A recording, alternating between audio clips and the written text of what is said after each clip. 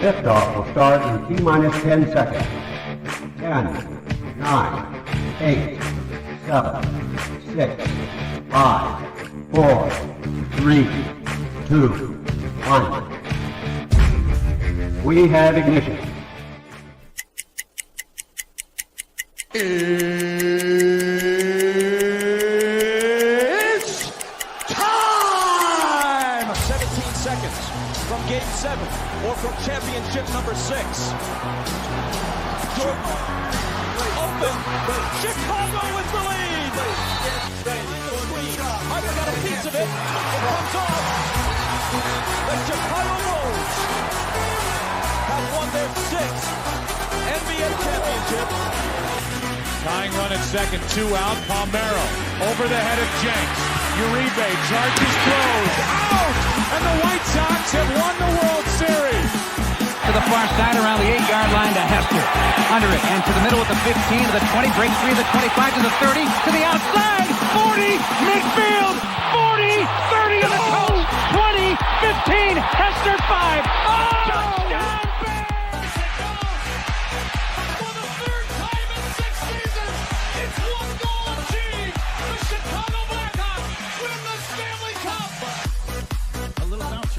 Toward Bryant. He will glove it toward Rizzo. It's in time. And the Chicago Cubs win the World Series.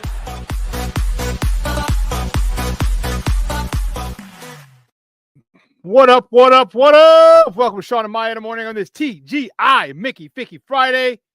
It's the weekend, baby. I'm your boy, the SuperBack Shawn Sierra. Thanks for tuning in. If you're watching us on Facebook Live, well, then I guess you found us on Facebook. And if you're not following us on Facebook, what? Come on, man. Go to Facebook, type in Sports Zone Chicago, click the like button, and now you're following Sports Zone Chicago. Simple. But wait, there's more. Go to the show's page. Go to Shawn and Maya in the morning, like that page as well. So not only will you be following Sports Zone Chicago, but you'll be following Shawn and Maya in the morning as well. If you're watching us on our YouTube channel, excellent. If you're not subscribed to our YouTube channel, for real, come on, go to YouTube, type in Sports Zone Chicago, click the subscribe button, but also click the notification button. That's the little bell next to it, and that'll let you know anytime a show from Sports Zone Chicago is going live. Get it? Got it? Good. Now, if you're watching this on our mobile app, please don't tell me you didn't know we had a mobile app. Come on, baby. What's wrong with you? You got to keep up with the Joneses and them. We have a mobile app, so wherever you get your apps from, and it doesn't matter. It doesn't matter where you get your apps from. You go there, whether it's iTunes or Google Play or Amazon or Walmart, Kmart, 7-Eleven, Zayre, Zemsky, Macy, Montgomery Ward, Weebolts, Woolworths, okay, Gold Blast, doesn't matter. You go there, you type in Sports Zone Chicago, you download it, you take us with you on the go. So not only do you get Shawn and Maya in the morning 3 days a week, not only do you get our other live shows throughout the week, and not only are they archived there like they are on Facebook and YouTube, but I'll tell you what, we give you a slew. And I mean a slew of articles thanks to my man Clarence Council III. Big up to Clarence for keeping you abreast of all articles Chicago sports related. Now, if you're watching this on a Roku channel, I like that kind of party, baby. And if you don't know, you better ask somebody, because Sports Zone Chicago, we have our own Roku channel. So if you have a Roku television in the house, do us a solid. Do us a solid, yeah? All my Seinfeld fans. Do us a solid and download Sports Zone Chicago's channel to your television. Put it right there next to Netflix, Hulu, Apple, Prime, HBO Max, Disney Plus, Paramount Plus, Stars. Put it right there next to the big screen, and put us there next to the big boys. You can watch it on the big screen. Hell, we're on the big screen, right? Mickey, Vicky, now. You can also tweet the show. You can tweet us at Sports Zone Shy. That's CHI at Sports Zone Shy. Now, if you want to follow me, just me personally online. You want to know what I did? Let me tell you what I did. I made it nice and easy for you folks. Nice and easy. One handle for Facebook, Twitter, Instagram, Snapchat, and TikTok. All one handle at the Shawn Sierra. If you want to follow my lovely co-host, Maya Kai, you can follow her on Facebook and Twitter at The Sports Chica. If you want to follow her on Instagram, because you're an IGer and you do it just for the gram, well, just follow her at Maya_Kai. It's MAYA_AKAI. Man, we have a lot to talk about, but I need you to get interactive. So whatever platform you're watching us on, whether it's Facebook, YouTube, or a mobile app, leave a question or comment on that platform. It'll come up here in the thread. We'll put it up on the screen. We'll incorporate it into the show. And that, my peoples, is what makes this the best morning Chicago show around, and that's you. All right, so bring them all, baby. Questions, comments, smart-ass remarks, because ain't nobody scared over here. And like The Rock said, baby, don't sing it, just bring it. Let's check the chat, because my goodness gracious, great balls of fire. The chat is jumping. Wow.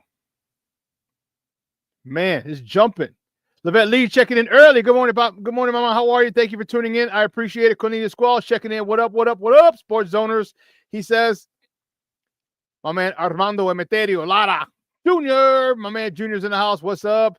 Patty Lauer's in the house. Good morning. Says happy Mickey Ficky TGI Friday, everybody. Yes, yes. She also says, hi, Theo Shawn. We're ready for a great show. Her and Jeremiah. Jeremiah, what's up, baby? Literally, baby. Thanks for tuning in. Mr. Shode is in the house. Check him out. Plank is checked in. Happy Friday morning, sports owners. Bear the freak down. You're damn right, baby. Saludos from my guy, Jay Grizz. Saludos, mi gente. He says, Jay Grizz is checking in. This mother hubbard. Hell yeah. Jay Grizz says, Shorty, give me something to be optimistic about this weekend. I got something for you, Papa. I got you. Don't trip. I got you. Jay Grizz's like, tell me something good. Bow, bow. Tell me that you love me. Yeah. That's going back, Jay Grizz. All my old people know what I'm talking about.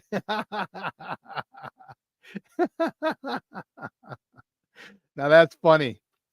That's funny. King Booker World checking in with somebody. Says salute Chad and Shawn.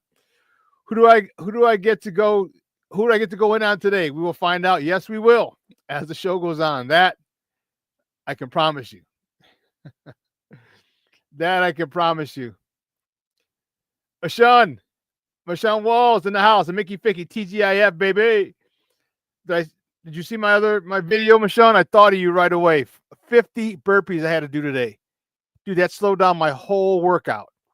I would have been one of the fastest, if not, I probably would have been done first. I would have been the fastest time for the workout if I didn't have to do those stupid ass burpees. 10 bar facing burpees today.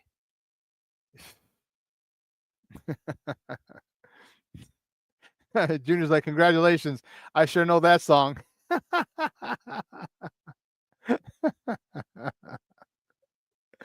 Oh, man. I am telling you, man. Shawn, I thought of you when I saw the workout last night. I'm like, damn. I felt like Florida. Florida Evans. Damn. But a great way to start off the weekend. I'm feeling good. I feel good. Woohoo! About candy. See, Off the Dub is in the house. Good morning. He's checking in. What's up, Papa? Thank you so much for tuning in. I appreciate it. Beautiful. You're darn right. It's a beautiful morning. Hey, listen, the one thing I want us to do, I know this may sound corny, but if you sit and you think about it, you realize it's real talk. The one thing we need to do is always be grateful. Have an attitude of gratitude. And, excuse me. Michonne, those 50 burpees this morning. Hell yeah, it killed me. 10 at a time. 5 rounds.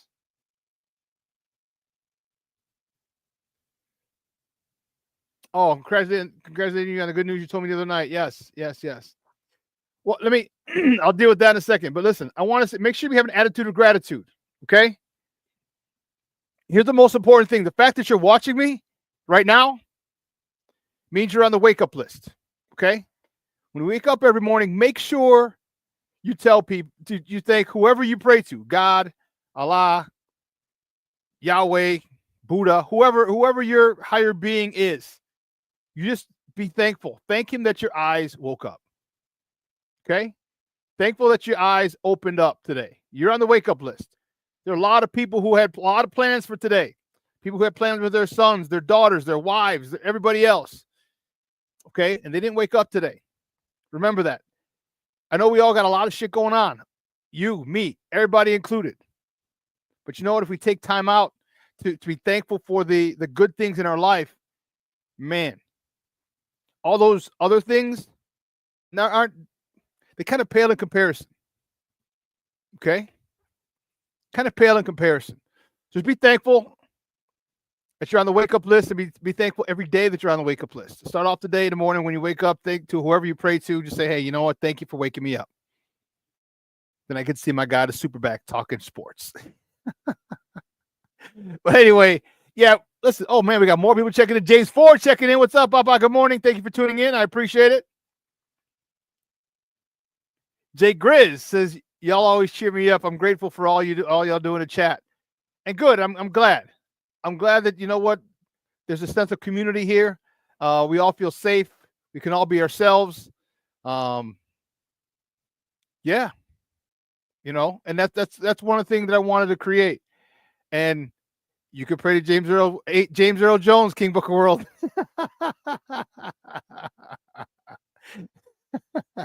Plank says, I'm thankful to still be on this side. You're damn right. This side's much better than pushing up daisies. Much better than pushing up daisies. All right. But man, we got an awesome show. We got a lot to talk. A lot. Bulls, Hawks, Bears. I'm fired up, baby.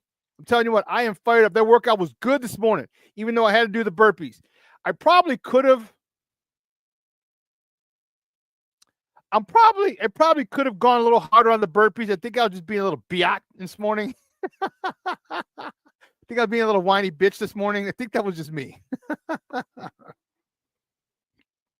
Oh, that's a good cup of tea.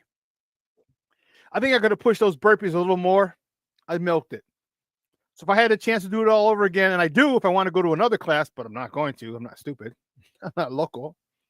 You know what I say? Don't you know I'm local? Yeah, I could do it again, but no. I think I'll make sure that I do a much better job. Just burpees. Just I could do better in them. I was kind of babying my shoulder a little bit and whatever. But we're good. We'll do it. Grateful that I can do CrossFit. Grateful that I have that ability because some people don't. Well, man, we got a lot to talk about, so let's get right to it, baby. Let's get to it, baby. Like I said, we got Bulls, we got Hawks, we got Bears. Woo! Shawn says you take it kind of easy on those burpees. Man, I was, man. It was. I wasn't even. I was doing them very slow. Like I said, that slowed down my whole workout. First of all, I was better at burpees, but also if I really gave a shit and did the, boom, like people bounce up, hop over the bar, bounce up, hop over the bar, bounce up. I'm not talking that extreme, but if I was a little more rhythmic with it and consistent, man, I got my workout done in 10:39. There's a 13-minute cap. I probably could have got it done in the 8s. Could have got it done in the 8s. Just taking too much time getting up off the ground, but we'll do it. We'll get it. We'll get better at it. I'm gonna stop complaining, stop bitching about it, and just get her done. Just get her done, Shawn. Just get her done. Just get her done. Oh man! So listen, guys. I hope you have a great weekend planned. I have one. I got some good news, and I'll share with you guys again. But to it, guys. You know how we do the first segment of every show. It's called Top of the Morning. It won't come just when you want it.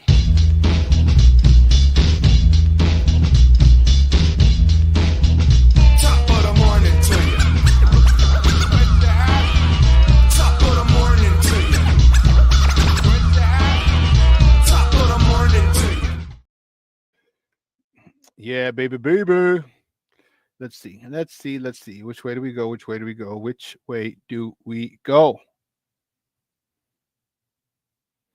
Here it is, baby. Unfortunately, we got to start off on a sour note. The Bulls. Ah, damn these guys. Our Bulls. They fall to the Minnesota Timberwolves. 139-119. Nikola Vucevic, he led the way. 25 points, 5 boards. Kobe White added 24 points, 8 assists. Pat Williams, P. Will, he contributed 12 points to the cause. Umu, Ayo, he had 13 points, 3 rebounds, 2 assists. Yesterday was the first day, the first game this season that the Bulls had the lead at the end of the first quarter. It didn't help much at the end. They lost by 16.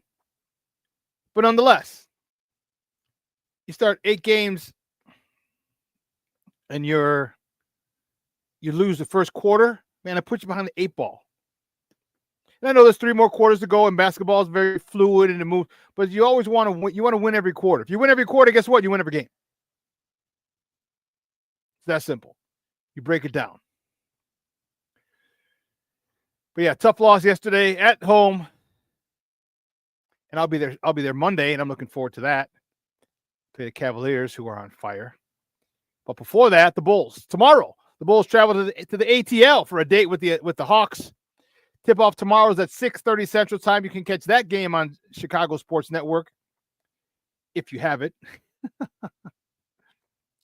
Or you can catch it on their flagship station, 670 AM.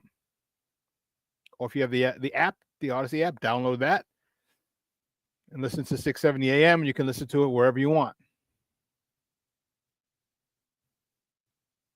Whatever you want to do. Forget about it.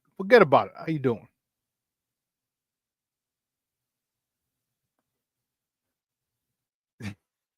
King Booker Will, you're warming up pretty good. Has anybody seen defense since the NBA season started? She's missing. Yeah. Damn sure is.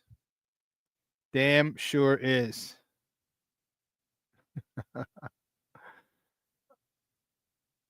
Yeah, let's see. So the next top of the morning topic, the Blackhawks. What a rough day for us. Rough day. What a day. What a day. The Blackhawks, they fall to the Dallas Stars. 3-1. Okay. They were in the road because they were in Dallas last night. The Bulls were in Dallas the night before. They were in Dallas Thursday. Bulls were in Dallas on Wednesday. But Soderblom, he stopped 37 of 39 shots. Bertuzzi lit the lamp for his 5th time of the year. Connor Bedard with his 10th helper, along with Ryan Donato, adding his 3rd helper of the season. You know, we told you that they're going to be a fun team. They just weren't necessarily going to be a good team. And that sucks. You know, you got handed, the Red Wings the other day, and then Patrick Kane came back. What was really weird about Patrick Kane coming back is that, he said he felt like a Red Wing. That was kind of a kick in the balls. That was kind of a kick in the balls because, dude, you're a Chicago Blackhawk through and through. And I get you may be trying to, kiss ass, but damn, dude, that hurts. We watch you grow up, man. We watch you grow up. You came here at 18. We stood by you through all the craziness, all the partying, the girl chasing, the waking up in dorms and shit like that. The sexual assault charges. We stood by you, bro. Yeah, we had some comments about it because you needed to be a little smarter. But that hurt. That hurt. That hurt.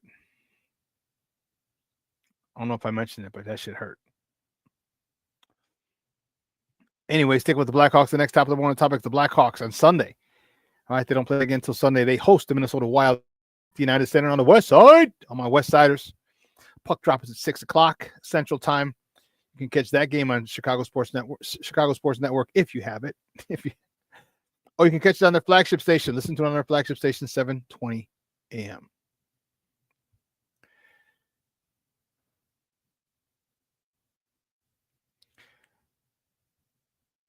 The next top of the morning topic, the Bears. Oh, baby. That's what I'm talking about. The Bears host the New England Patriots on Sunday at Soldier Field. Kickoff, high noon. You can catch that game on Fox 32 or listen to it on their flagship station, ESPN 1000. This is a get right game. This is a get right game. And let me take this down so I could talk to you guys.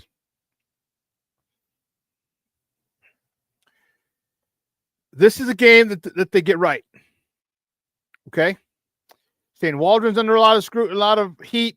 Matt Eberflus is under a lot of heat. Caleb Williams is under a lot of heat. His offensive line is under a lot of heat. Ryan Poles is under a lot of heat. How do you get that? How do you get the heat off? Get out of the interrogation room? How do you do that? You win. Okay? That's all you do. You win.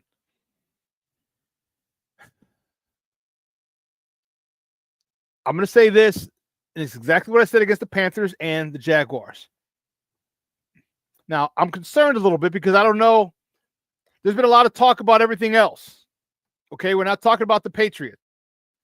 We're talking about Shane Waldron's play calling. We're talking about Caleb missing receivers. We're talking about DJ and Caleb. We're talking about Keenan Allen not showing up, not being present all the time. We're talking about Eberflus on the hot seat. There's a lot of shit going on, a lot of talking, a lot of outside noise.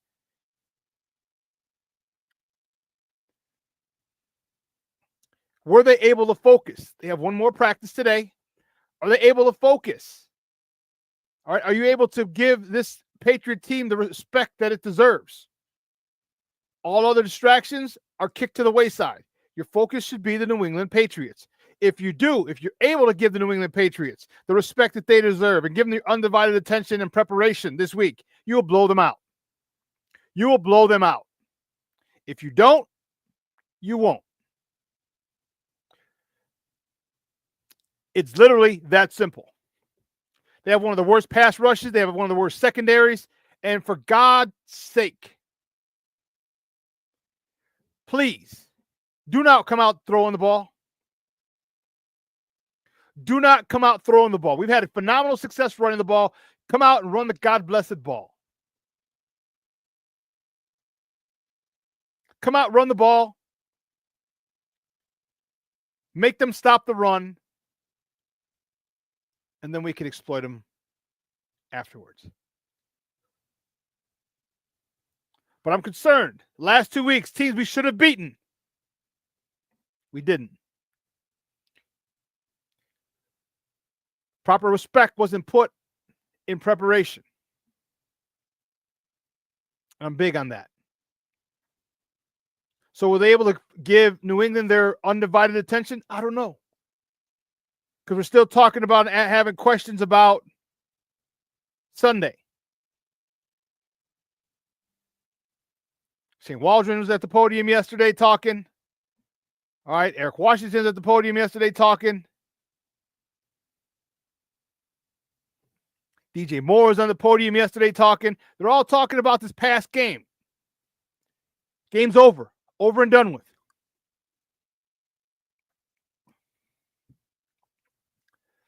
See how long this shit lasts? Sunday through Thursday. So do you think they're able to give the Patriots their full attention, the respect that they deserve? I don't think so. And that's a problem to me. That's a big problem for me. A very big problem. You know how I feel about respecting your opponent. And it doesn't matter on paper what it says. They're professionals too. They get paid a lot of money, 6 figures, 7 figures, some guys 8 figures, to win football games over there. And they did it for a long time at the highest level for about 20 years. Went to 10 Super Bowls, 11 Super Bowls in 20 years. Come on, man. Because they respect the process. They never, ever underestimated their opponent. They never refused to give them the proper respect that they deserve, that their opponents deserved, and it showed. We've got to get to that point. We've got to get to that point. Because if we do, we'll be much, much, much better off.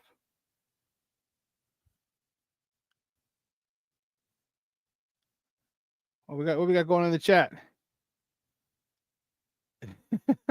King Booker says, I want to line up all the Chicago coaches and play dodgeball with a medicine ball.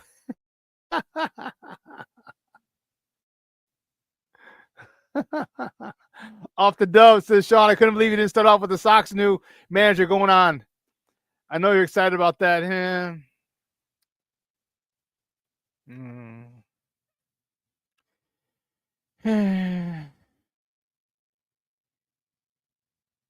Meet the old coach. Same as meet the new coach. Same as the old coach. Another guy that they can control.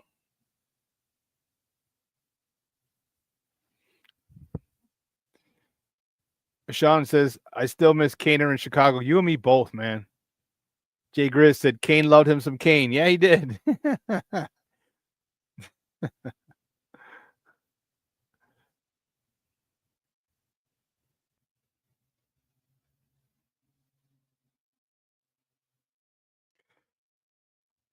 Cornelius says, I hear a lot of sports people saying that Waldron should be by Coach Brown. Why is Coach Brown more than Waldron? I mean, Thomas Brown? I don't know.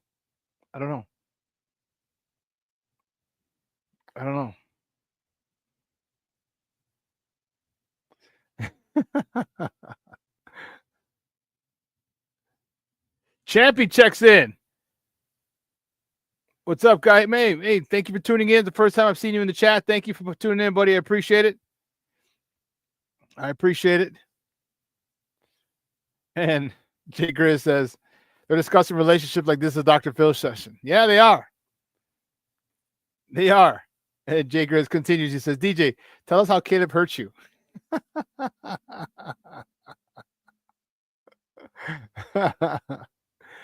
You know, how he hurt you when he got drafted. That's how he hurt him.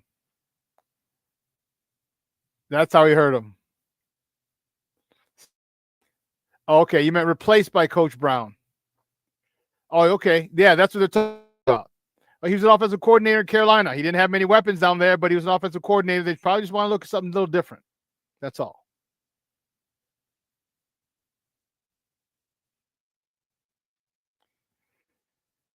King Booker World says, Grizz, they want DJ to hate Caleb so bad. I don't think they want it. I think he's doing it all by himself. I don't think he likes this youngster. All right. I mean, you've seen some of the throws with the out and up. You know, Caleb threw the ball at like a 12 yard. It looked like it was supposed to be an out, according to Caleb.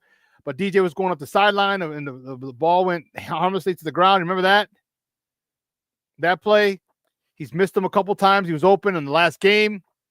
I mean, how many times do I got to show this one?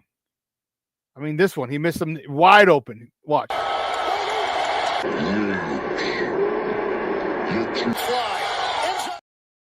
You see him running the line when he's throwing the ball to Keenan Allen, who's covered, which is not a bad play. And I've been asking for it. But one, if you got a guy who's coming across, you know the routes, so you know he's got his whole thing is he's coming across. He's running a crosser. And the thing is to pick his man. So if you pick his man, guess what? He's free. But you still chose to go to Keenan. DJ Moore, yeah, I'm frustrated. I'm frustrated from him.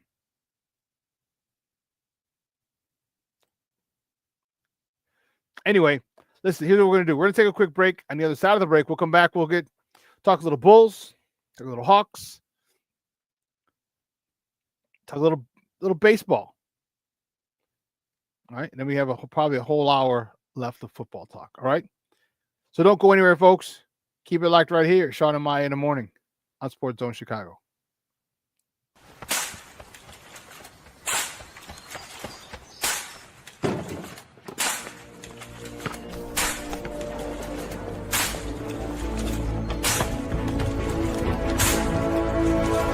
Move it!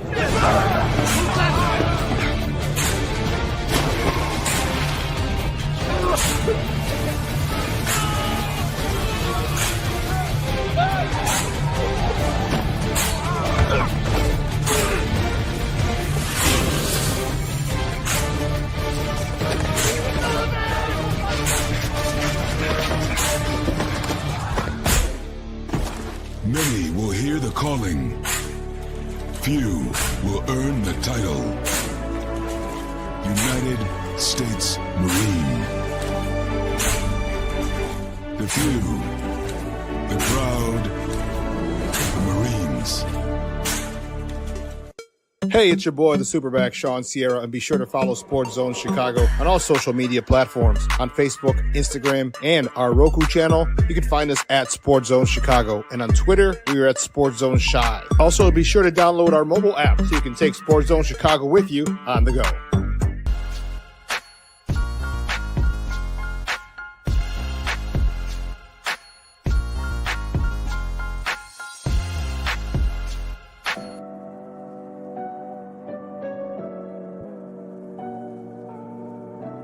How do you take care of your mind health? For my mental health, I meditate in the mornings. I have my dogs. They're the best. I just find ways that help me just relax. Finding things that make me happy, like being close to my family. I meditate a lot and read books. I have hobbies outside of the game. I'm able to switch off. I'm able to turn my brain off from the game of basketball. Your mind health matters. Your mind health matters. We are looking for a few heroes, mentors, trailblazers, innovators, a passion to change lives, spark curiosity, open hearts, and awaken minds, help students answer the question, who am I? This could be your calling, but this is no job. It's the journey of a lifetime. Be a hero. Be a teacher. Mental health and learning disorders don't discriminate. 17 million children and adolescents in the United States live with disorders like anxiety, depression, ADHD, and dyslexia. Less than half get the help they need to thrive. Help the Child Mind Institute change these children's lives. Visit childmind.org.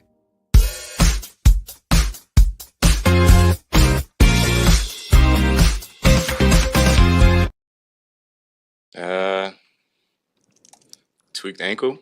I was coming back because I seen Caleb scrambling and like ankle went in and out. I was already couldn't stop, so my momentum took me out of bounds, and then I just walked off.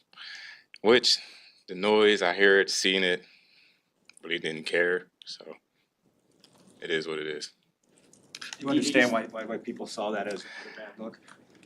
I mean, they could take it how they want to. They wish they did, and without even knowing what happened mid-play. So, I mean, can't stop y'all from doing what y'all want to do. So you were hurting? Yeah, the initial roll of the ankle was, like, hurting bad. So that's why I, like, hobbled off and sat down, and then I came back in, but, I mean, I didn't stop playing the game. Like, I didn't not go back in the game. Welcome back to Shawn and Maya in the morning on Sports Zone Chicago, the club courtesy of the Chicago Bears. That was DJ Moore. I like DJ. I just bought his jersey. I just bought his jersey. All right. And I feel like he's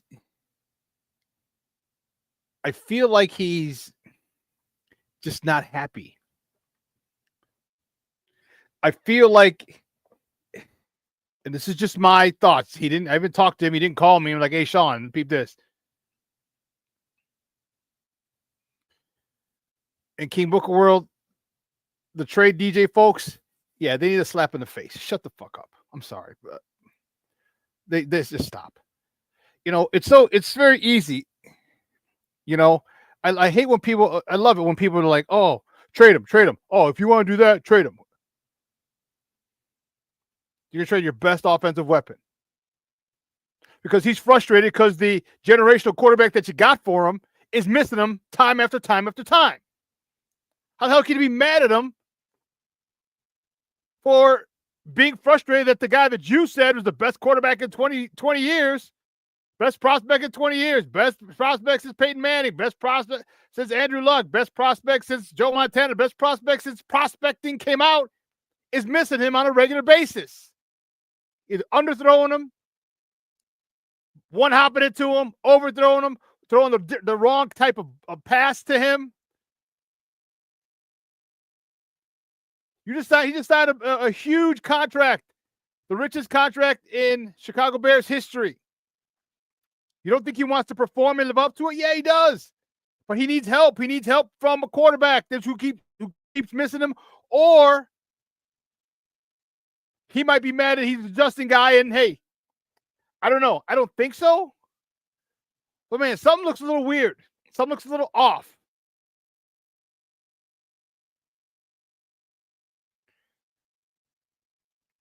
Something looks off, and I can't wait to find out the real story. Because I'm telling you, in my heart of hearts, I don't think he likes this kid. I don't think DJ Moore likes Caleb. He has to play with him.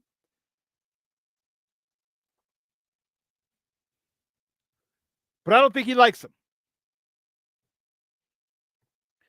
Body language says everything. And then the little comment. We'll do it Caleb's way. He's getting bossy. Tongue in cheek. Listen, you can hear just, I'm not saying disrespect, but you can hear when people are joking, listen to them, because a lot of times there's a lot of truth in what it is they're joking about.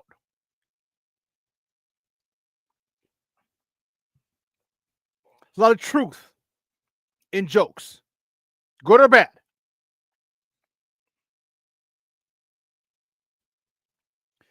So, yeah, I'd be frustrated too. And he has every right to be. You're right, King Booker World. He has every right to be frustrated. Because DJ's, dude, you realize the confidence that he had after last year? Best season ever. Yards-wise and touchdown-wise. Best season ever. And then you go trade the guy that helped me do that? And now I got to rebuild? It's not like they brought in a veteran quarterback. A veteran quarterback would get the ball to DJ Moore.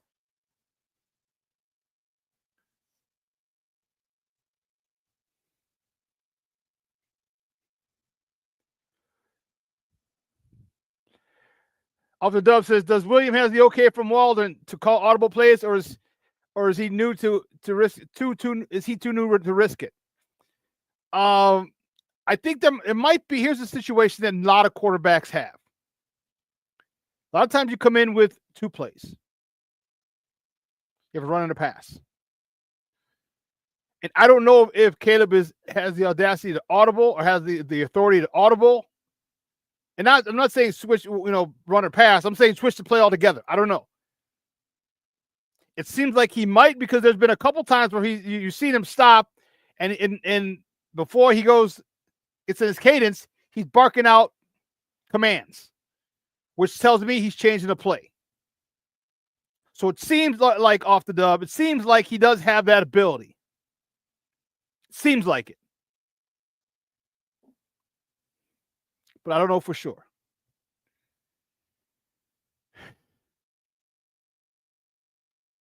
Got me fired up, man. I was going to hold off for football to the top of the hour, and you guys got me going. Mother Hubbards.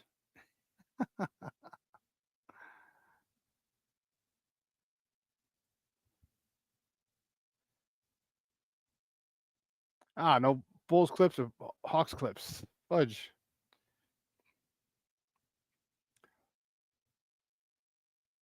The Bulls yesterday, we talked about them earlier. Bulls had a tough one. All right, had a tough one. Second game in a row, they gave up over 130 points. Gave up 133 the game prior. 135 to 119. And one of the things that I'm concerned with, their defense left them. Their defense was poor for the majority of the time. There are some good plays. Let me tell you something. I'm really, really, really liking this youngster, Matas. I'm really, really liking him. There was a play yesterday where guy dribbling through the lane, across the face of the mouth of the basket, and Matas Bucelis Fouls him. Doesn't give up on the play. Fouls him. The guy puts it up, and Bucelas bats it away. He bats it away. And I'm like, that's dope. When you see a guy who's young, and this is why I like the youngsters. Guy who's young, who's hungry, athletic. I like that. I like it a lot. I like it a lot. And I'll tell you what, he's doing everything in his power. He's doing everything in his power to keep his ass up here with the big team, with the big boys, with the A squad. He doesn't want to go down to that G League. He wants to stay here and be a contributor. Now, mind you, he only had 2 points yesterday. But you don't have scoring points is not the only way to be effective or be a factor in the game. The defensive spot that I told you, rebounds, defense. And there's sometimes so many times that a defensive play comes in and it's not in the stats. Okay, and this is why you have to watch the game. And this is what the coaches do, is why they break down film. Is he over pursuing? Or is he a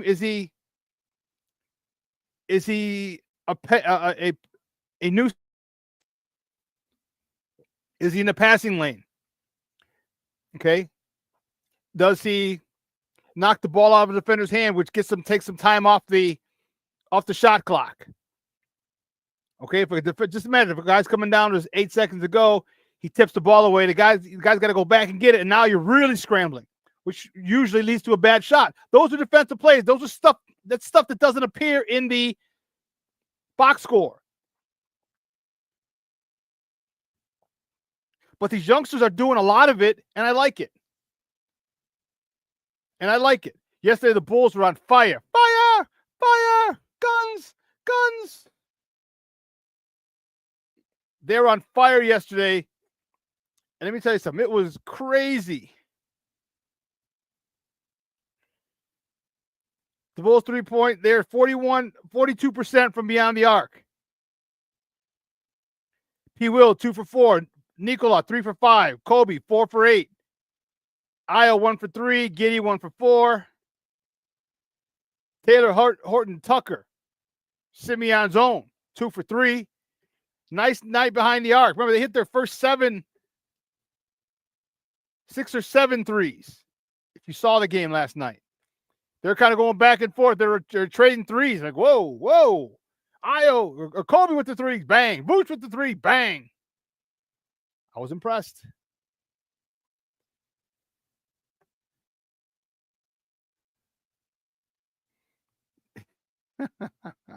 King Booker World. Montes plays good. Donovan, G League.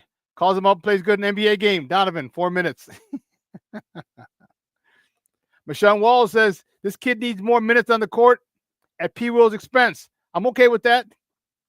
But I will tell you this, P. Will has shown that he has come out with a different mindset, a different attitude this year. He's a lot more aggressive this year.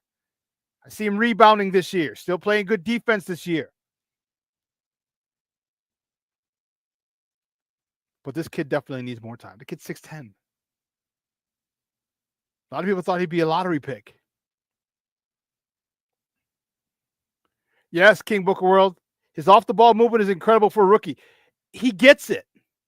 Like, why other people don't get it, I don't understand. You got to move without the ball. If you want to get the ball and score or make something happen, it could be an assist. Move without the ball. Because if you're static, guess what? Your guy gets to double team somebody. Or he gets to play off and play center field in case someone drives the lane. But you move the ball, he can't do that. I like this youngster a lot. And I'll tell you what, in 2026, for the 2026-27 season, we're going to see a guy like Lauri Markkanen. Because this kid's going to live in the weight room. You're going to see him put some meat on his bones. He's got a really nice skill set. You see him fadeaway jumper. You see him dunk on you. You see him 3. You see him mid-range. See him off the glass. All these things. Now he just needs to be able to go down, pound down low, and take advantage of Mouse in the house. You're 6'10". You're six. If he gets a 6'10", 250, 260, it's not a lot for someone that tall. There's a lot of weight has to be put on there. But if he starts to fill out like Markkanen did, man, watch out. This kid's got an edge on him that Markkanen didn't have when he was here. He decided to wait and get it until when he left.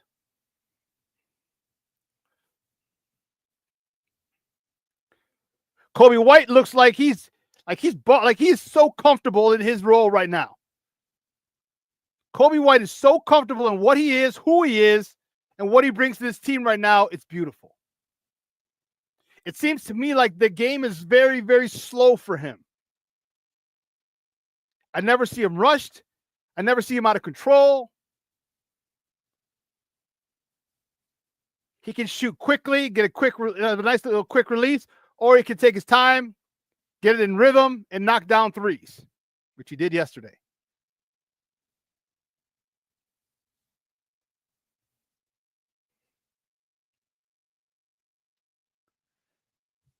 Shawn says the difference between Matas and P. Will is movement off the ball. Yeah. One of the differences. Yeah. Because Matas likes to rebound. Let's see, what did he have yesterday in the rebound? It wasn't too great. It wasn't crazy. Matas Buzelis. He had 3 rebounds. 2 points, 3 rebounds. No helpers, no assists. But this kid, I'm telling you, this kid is making it difficult. And I'd be okay with setting him down. Like, hey, go down there. Couple games, come back up. You're going to play. And the thing that I like about it is he's going to continually get time. The best way to get better at basketball is to play.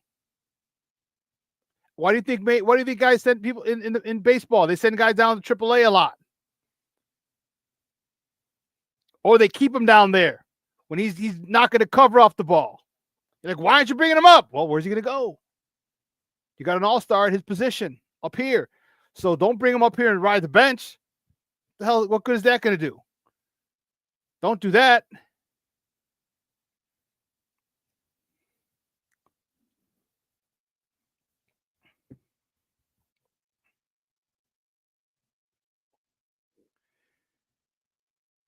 This team is exciting. Even with the loss yesterday, still it was an exciting game. Man, it was fun looking at them going up and down the court, playing defense, blocking shots, hitting threes, exchanging threes. I liked it. I liked it a lot. Now they got to find a defensive stopper. Who's their defensive guy? Is it going to be P. Will? To me, it doesn't seem like he's got that dog in him. And we know from the offensive side, he does. He doesn't. That's been his whole story his first 4 years. Can P. Will be the leader of the defense? All right, we know Alex Caruso was the leader of the defense when he was here before he was traded away. So now who's going to be that guy? P. Will can guard it 1 through 4. And maybe depending on if it's a shorter side, undersized center, he can guard 1 through 5.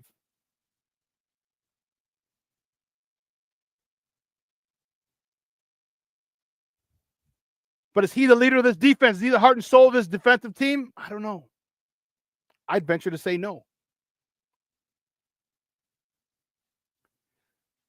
Shawn, you said, what about Ayo? Yeah, Ayo could be. He could be.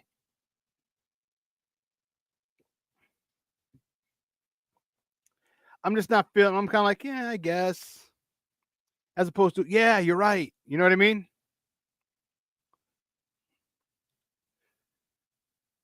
They got to play much better team ball, team defense. Okay. Sometimes you got to go through the screens, the pick and roll. Sometimes you want to go over them. Depends on who the dribbler is. If it's a shooter, you better fight over that screen. Because if it's a shooter and you go underneath that screen, you're giving them a wide open look.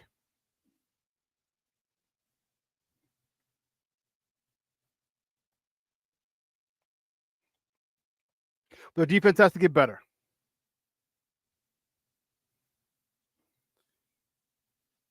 Josh Giddey's got to do a better job. Like all these guys as a whole.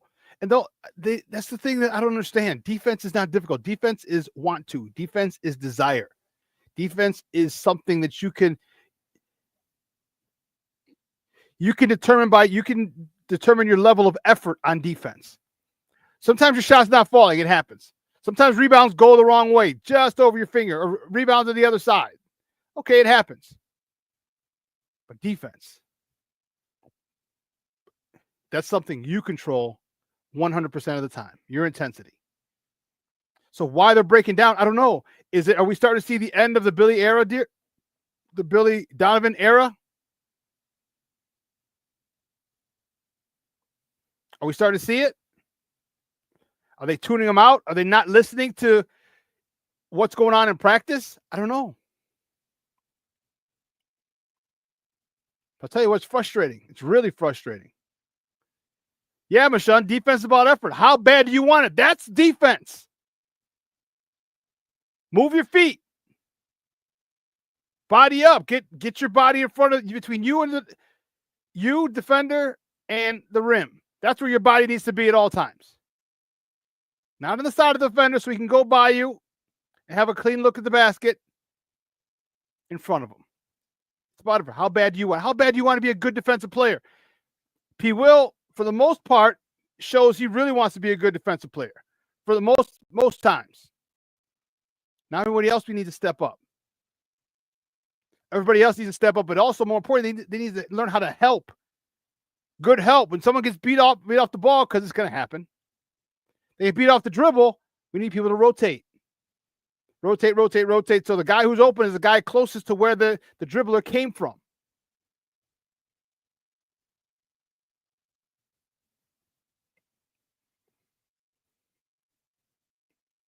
So I don't know. See, let me look at the Hawks. What's their record? Let's check it out. The Atlanta Hawks. Here we go.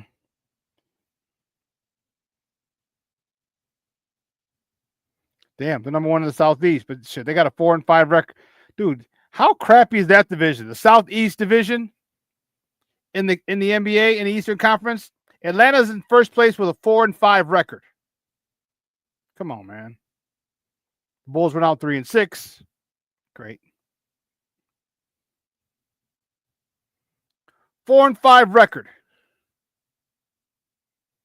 And you're atop the division. That's pathetic. I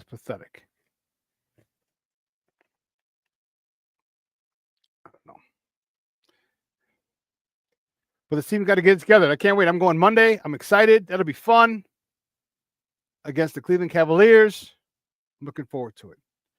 So here's what we're going to do. We're going to take a quick break. On the other side of the break, we're going to switch gears, talk a little Bears football. All right. I got a lot of problems with you people. All my Seinfeld fans, you should know that line. I got a lot of problems with you people. So we're going to take a quick break. On the other side of the break, we'll come back and talk some Bears. So keep it locked right here. Shawn and Maya in the morning on Sports Zone Chicago. Hey, it's your boy, the SuperBack, Shawn Sierra, and be sure to follow Sports Zone Chicago on all social media platforms, on Facebook, Instagram, and our Roku channel. You can find us at Sports Zone Chicago, and on Twitter, we are at Sports Zone Shy. Also, be sure to download our mobile app so you can take Sports Zone Chicago with you on the go. Time out. How are you feeling right now? Happy? Excited? Angry? Overwhelmed? One of the best things you can do for your mind health is to name what you're feeling. It can sharpen your awareness and help you talk about your feelings with someone you trust. Here are 3 questions to ask yourself. Where are your thoughts right now? In the past, the present, the future? Do you notice any sensations in your body? Is your heart beating fast? Is there a flutter in your stomach? Or are you fully relaxed? What do you need right now? Time with others? Time to yourself? Remember, there's power in this awareness. So find ways to identify what you're feeling today.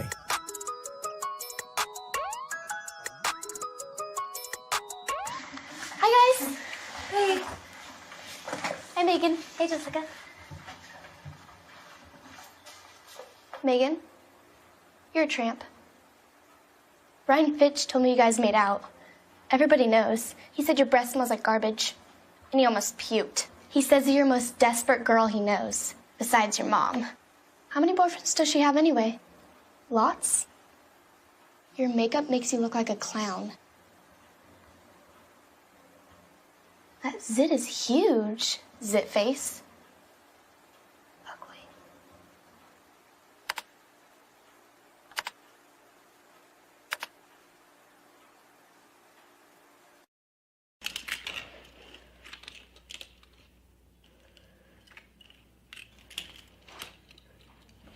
Hey, bud, what you doing? I'm playing with cars.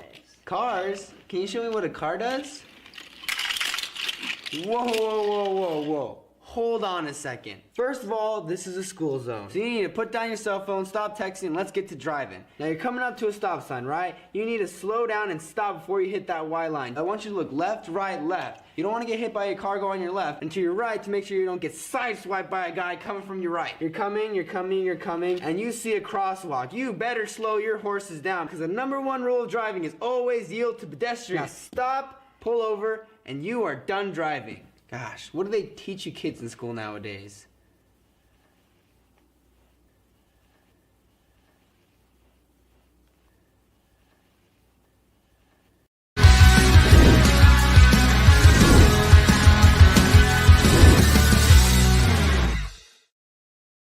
The offense seemed to be really rolling before the bye week. What have you noticed is different over these last couple of games? Yeah, I think similar to the early part of the season where, the negative plays or the second and long, third and long situations have really crept up for us in those games where we haven't had as much success, especially this past week where we're in multiple, second and 10 pluses leading to third and longers. Generally speaking, those are the scenarios you want to stay out of as an offense. And, when we're going and playing at a higher level, we know we're getting more runs called because we're not having as many negative plays. We're staying efficient with that balance, the marriage of the run and the pass, and then the completion play mindsets come to life, and you're in those second and shorters or right up to first and 10, third and shorters, and able to execute at a higher level.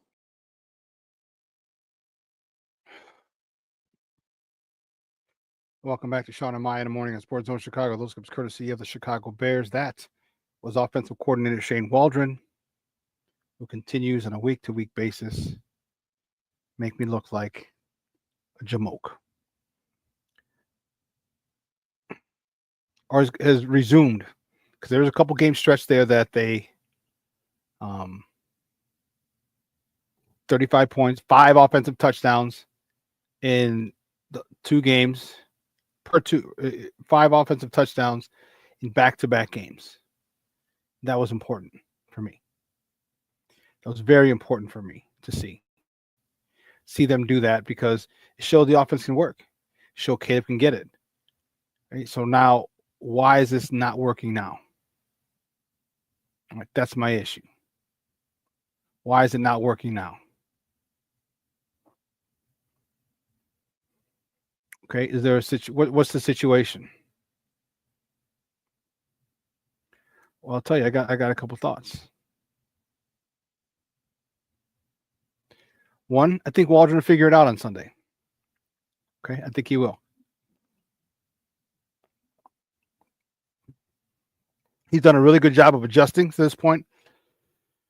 Remember early on, throwing too many passes with Caleb, besides the run, they said run the ball more. He's run the ball more. He had a bad game. He had a bad game play calling on Sunday. Some of his decisions were poor.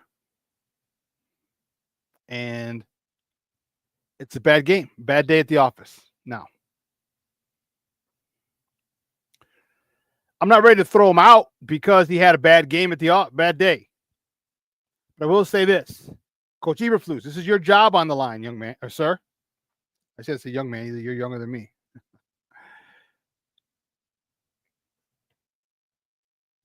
I highly suggest you get involved in, or you make it clear to him, no more cute shit.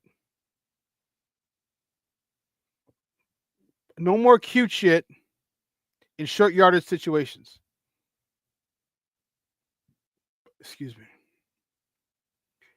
In no uncertain terms, I need you to understand that I don't want any dumb shit. I need Doug Kramer in there if it's 1 or 2 yards. Roschon Johnson in there. And the only question is, are we running right or left? Because they've only run to the right this time. How about now you line up and you run to the left? I formation, run to the left.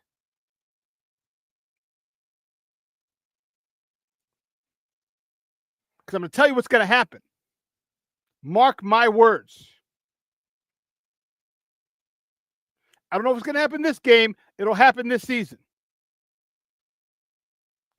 I don't know if Roschon Johnson has the wheels to break a big one. But there's going to be a 4th and 1 where they're going to bring in that jumbo package. Pause.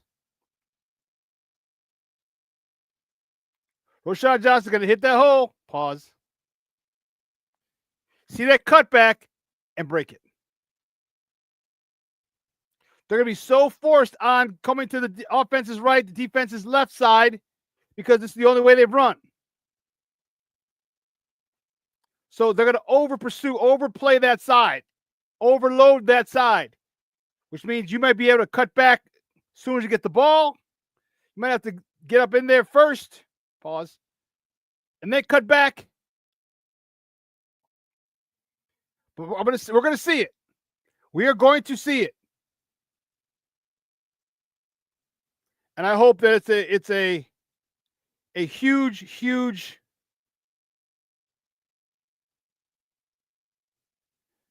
I hope it's a huge gain. I hope so. Because I want this power backfield to do well. I want that to be our identity. I want teams to know, like, oh shit, they bought about it this year. They're doing everything they can to get this 1 yard, keep the chains moving.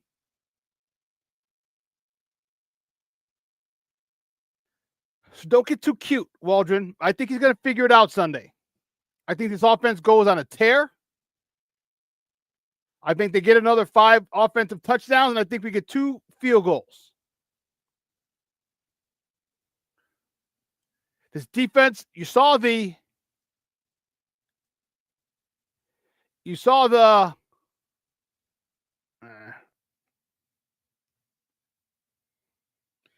thumbnail, didn't you? If you didn't see the thumbnail,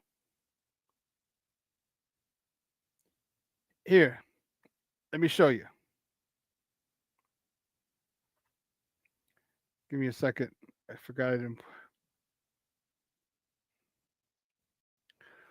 If you see the thumbnail, this is apropos.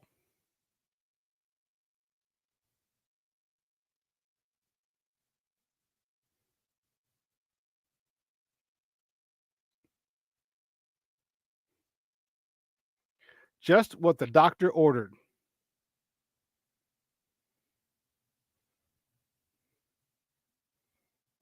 Is that what this Patriots team is? Just what the doctor ordered? I hope so. I really hope so. Because if they're able to focus and give the Patriots team their proper respect, I told you they will blow this team out. They will blow this team out. Never mind what's coming after that. We only have on Sunday, so let's worry about that and focus on that. I don't care who they got coming up next. I care about who they have coming up Sunday. I shouldn't say that. I shouldn't care who they have after Sunday. I care about Sunday. So it's going to be. We're going to see. We're going to see Coach Eberflus. This is going to be a tell. Were you able to get your guys focused? Were you able to get your guys back on track? I've already said that Washington beat us twice. The Washington Commanders beat us twice on Pushing the Pile podcast, Kyle Long, Chris Long's brother, Howie Long's son, said the Bears are cooked. In other words, they're done. Forget about it. It's over. Forget about it. I don't think so. I'll tell you what, though. They're on life support. They need some help. What's going to help them? A win. Because this thing can go sideways in a heartbeat. Waldron has to figure it out. Caleb has to figure it out.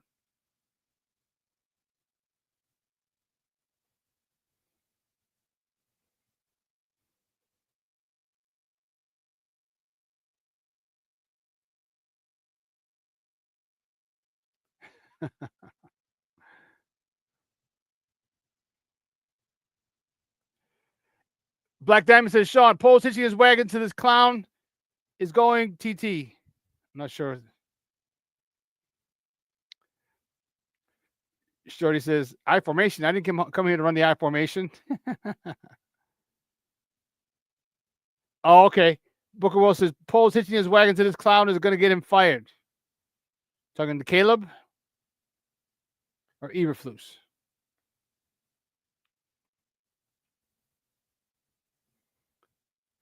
Mr. Shorty says, we need more penetration. Pause. That's your guy. Hey, Caleb's not my guy. If you're Eberflus, yes, Eberflus was my guy. There's some things that I liked about him, and now I'm very cold on him.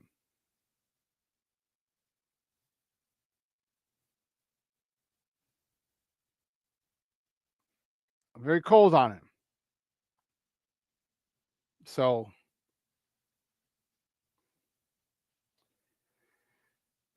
here's the thing that I was talking to my guy Junior last night. Talking with Steve-O yesterday too. Oh, no, I think it was Steve-O. It was Steve-O that we had this conversation. Is there a rift between DJ and Caleb? Because I'll tell you what, there sure as hell seems to be, from my perspective, there sure as hell seems to be a rift between DJ Moore and Caleb Williams.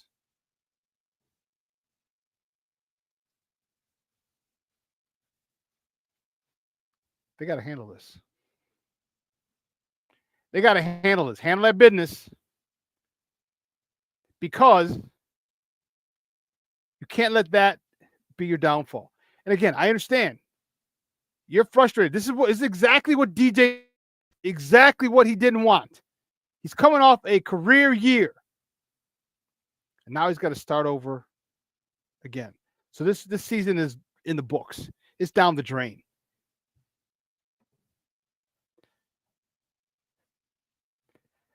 DJ Moore should have easily over 100 more yards, maybe 150 more yards, and 3 more touchdowns so far this year. That's what he should have. But he was missed, skipped, overlooked. Is Caleb purposely overlooking DJ? I don't know if I want to say that. It looks like it sometimes, like on the pass that he threw to Keenan.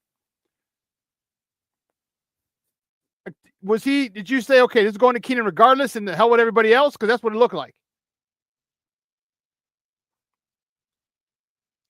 But again, you knew the routes. You knew DJ's coming across there, and man, you know he's going to be open or have a good shot of being open, and you still do that to Keenan, which is not a bad throw.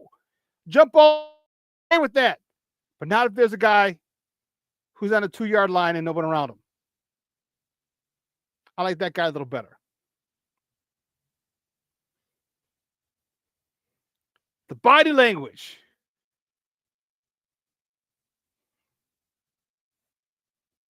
The body language. And yeah, it's a big deal.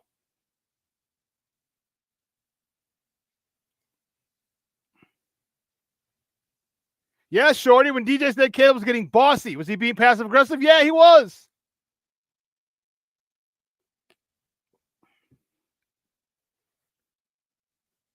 You know, watch his face. He's like, that interview, he's like, yeah, then we'll do it Caleb's way.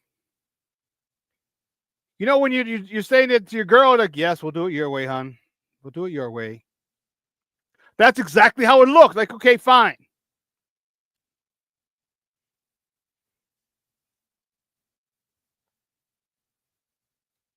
It's exactly what he was doing, being passive aggressive.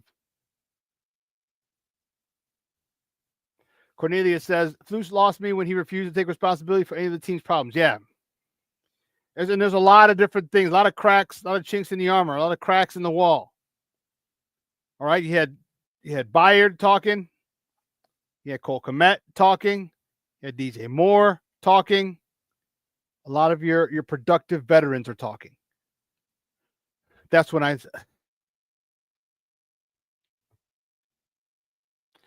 knew something was crazy. That's when I knew an answer to my next question. Oh, no, I guess not.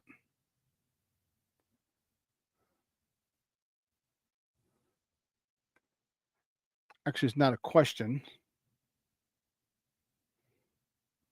It is a statement.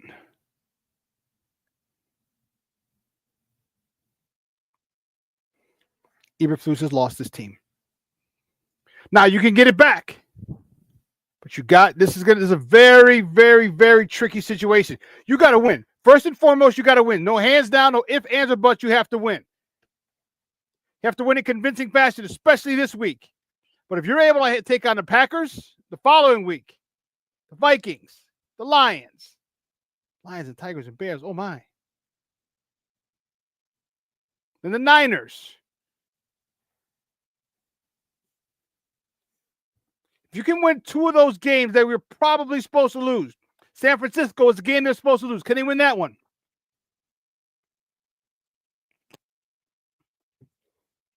Like Green Bay at home. Can they win that one? And I'm not looking forward to that because we got a task at hand on Sunday, and that's beat the Patriots. But forecasting, you have to beat the Patriots because, man, you lose to the Patriots, it's going to be a witch hunt. There's going to be a complete and utter witch hunt. They're going to want his head on a silver platter. I'm talking Eberflus. They're going to want his head on a silver platter. So here's where you can get your team back, Coach Eberflus. I have a couple ideas. One, you must have a conversation with Shane Waldron. I don't need any more of your dumb shit. I need more of the plays like those games against Carolina and Jacksonville. I need a game plan like that. They have a shitty rush. They have a shitty DBs. Let's exploit them. Don't jump into the pass, though. Let's run the ball first, soften them up so we can go in for the blow later. That's what I need from you. Shane Waldron say, okay, boss. All Shane Waldron has to do, okay, boss.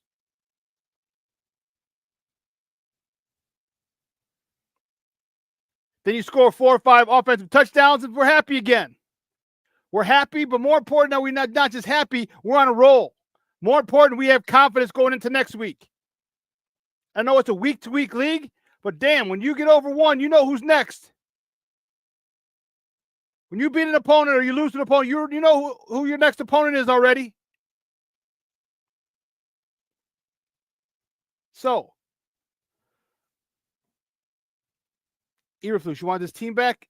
Get them going.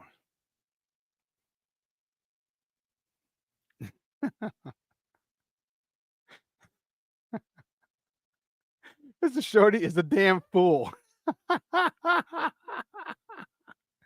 First, he writes, in 2 weeks, I'm going to drive my truck straight into Lambeau after the Packers beat us again. No, they're here. They're here next. They're here. So you have to wait until the last game of the year before you drive your truck into Lambeau. Or it doesn't matter that they're here. You're still going to drive your truck through Lambeau. Is that it? Mr. Shorty goes on to say, you're going to see me on the news. I can't handle another Packers loss. I'm about to snap. I hear you.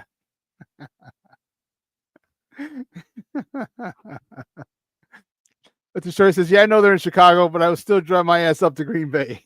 It's a long drive, Papa. And this is why I love this chat. This is why I love this chat. Mr. Shorty, King Book of World comes right after him and says, I got bail for you, Shorty. the community. This is what I'm talking about. The community that we have here.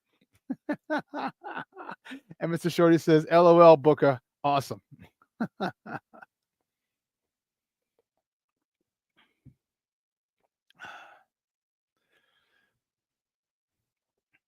We are not far off. We are not far off of being a very good team. Some things here or there. Shane Waldron. Caleb Williams. Hit your goddamn tight end. And Cole said everything, said all the right things. You know, in the flow of the game, sometimes you just don't really, know who you're targeting. No, you're not. You don't go in, you don't go into saying I'm not going to target it. He said a lot of the right things. But inside he's like, dude, throw me the goddamn ball. He missed him a couple of times. One target, no targets last week, one target the week before. It's got to stop.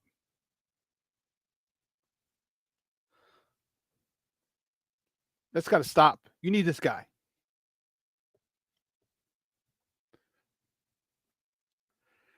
One of the things that I feel we got to do is Keenan Allen. I don't think he'll be back next year.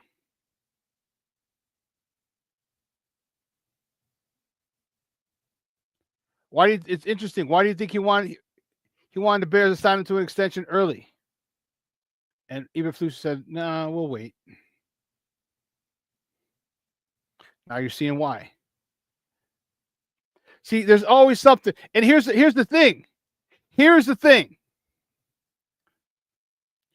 You know I'm a Justin guy.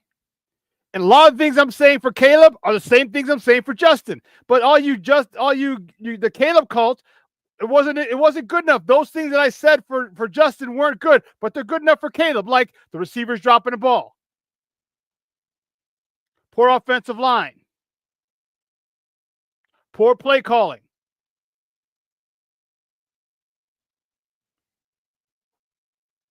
And then you're like, oh, but he's only a rookie. But he's generational. He's supposed to be different. And when people want to throw up Peyton Manning, say, well, Peyton Manning had 28 interceptions his rookie year. Yes, he did. He was also on the worst team in the NFL. The Bears are nowhere near the worst team in the NFL. They're middle of the pack right now. So don't give me that Peyton Manning bullshit. Peyton had no one to throw to. No offensive line. Dude, I'm surprised why do you think his head's so damn big? Why do you think Peyton's head is so damn big? He got knocked all over the place, and that's what you can hit a quarterback in the head back then. So stop with the comparisons to Peyton Manning and his 28 interceptions. Caleb Williams did not come into that type of situation. He came into a situation where he had a 1,300-yard receiver in DJ Moore, a 1,200-yard receiver, 6-time Pro Bowler in Keenan Allen, one of the top 5 tight ends in the NFL in Cole Kmet, an upgraded running game. So Caleb's just got to play better, period. End of story. He's got to stop. If he's playing favorites, if he's mad because DJ likes Justin Moore, you know what? Get over it. Get over it. I hope that's not the situation. I don't think it is. I hope it's not. But damn. Then Shane Waldron talked yesterday at the press conference. Thursdays is the day that they make available the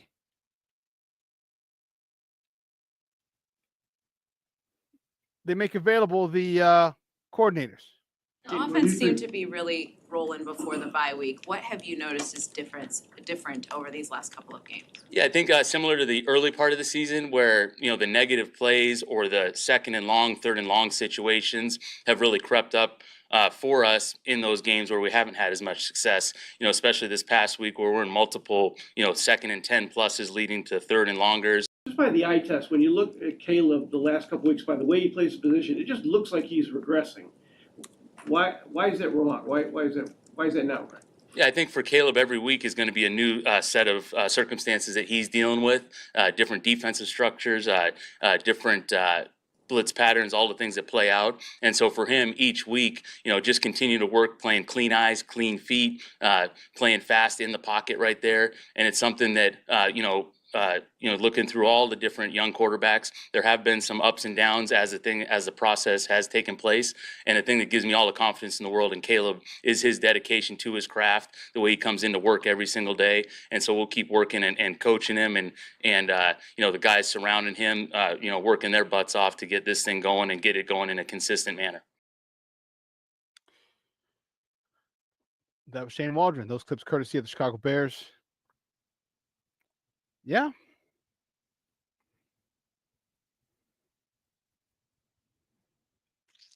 Yeah.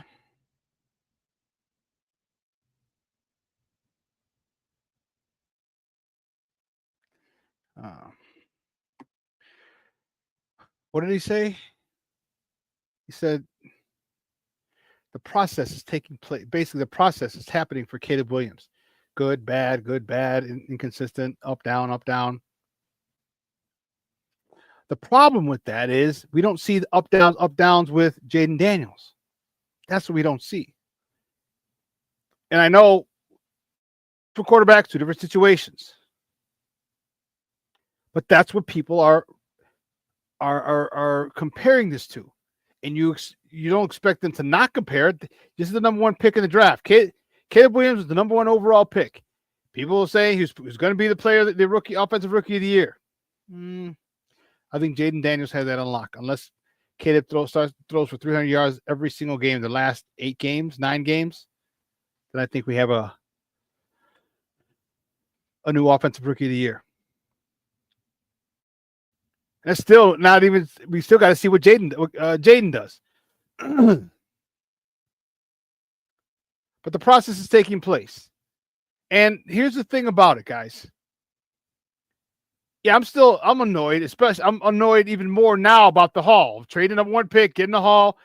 We have issues on the offensive line. We can use our first and second round picks this year, next year, to build the offensive line. You get 3 or 4 good offensive linemen. I'll keep doing all right. Stop overlooking the center. Get a stud center. Get 2 guards, or more importantly, get a left tackle, then get another guard. See which one can play, if Tevin can still play, or what the deal is. But damn. This process of when we see someone like Jaden Daniels doing what he's doing, we expect our guy to be doing that and more because he was picked before him.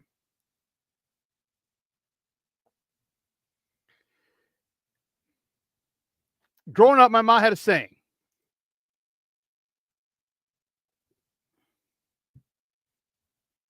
Don't count nobody's money. Stay out of their pockets. You know what I say? Well, they got this, or they got that, or they do this and they do that. Or they can't do this, or they can't do that, or they don't have this. My mom, don't count nobody's money. Stay out of their pockets. What that means is, don't worry about what people are doing and how they're doing it.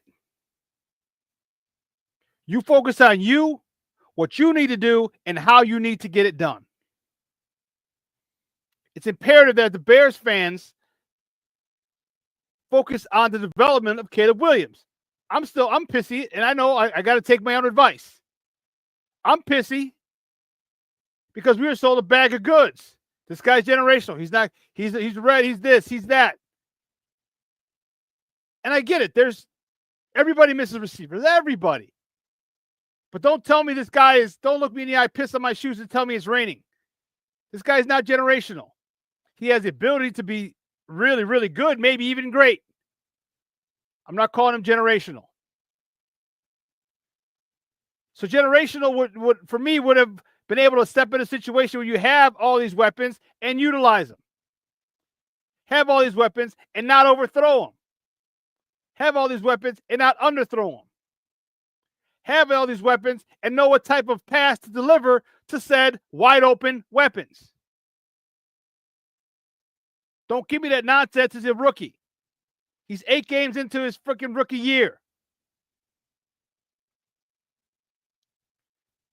And hitting a guy in the cover 2, you get him in the soft spot in cover 2. You know from high school that needs to be a fastball. You know this. And you know this, man.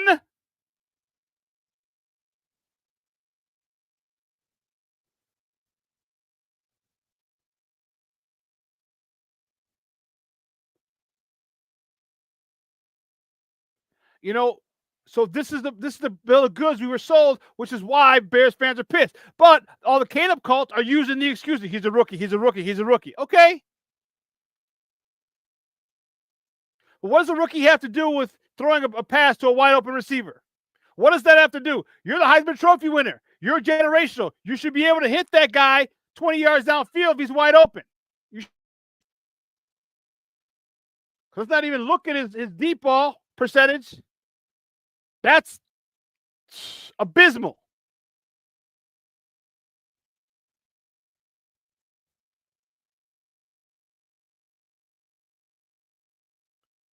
Mashana says, why Caleb and Waldo?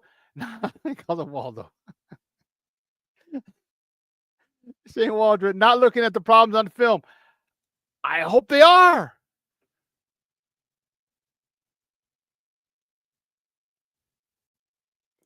I hope they are. And if they are, why is he not pulling the trigger? Because if I'm the Bears and we're in the red zone, I'm going back to that same thing. Keenan Allen on my left. I got Trips on my right. DJ, the outside, you're the widest guy.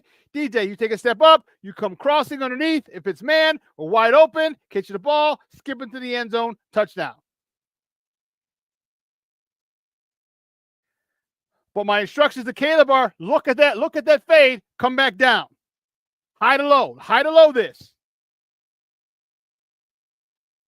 If he beats him off the snap, throw it. Otherwise, high, low, hit him, touchdown. That's what should be said in the film room, Shawn. That's exactly what should be said. We're going to run it again when we get down there.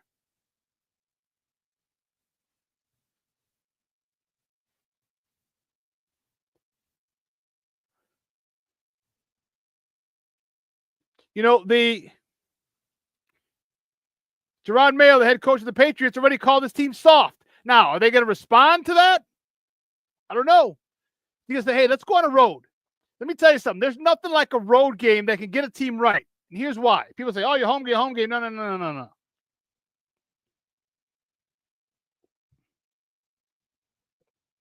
When you're home, there's too many distractions.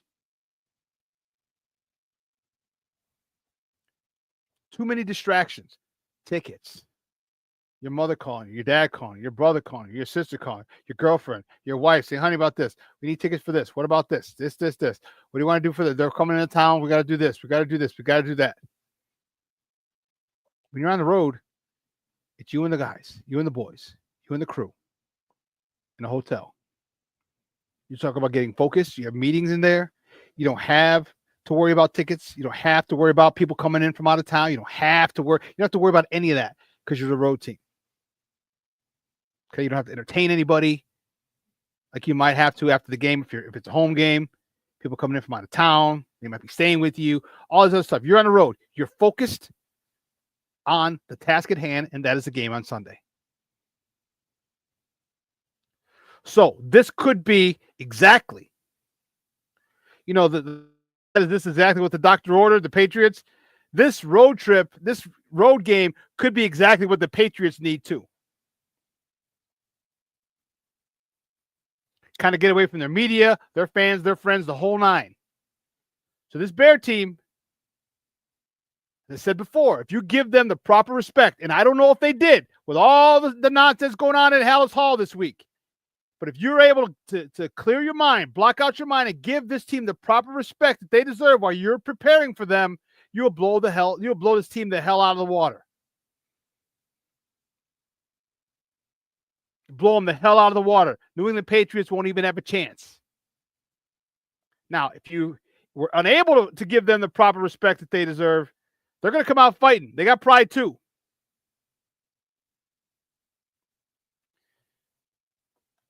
I don't know if it was my guy Steve-O.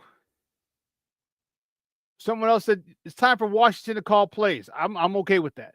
and let Flus be the CEO that he wanted to be, that he was when he first got the head coaching gig. I'm okay with that. I'm okay with that. Matter of fact, I'm more than okay with that.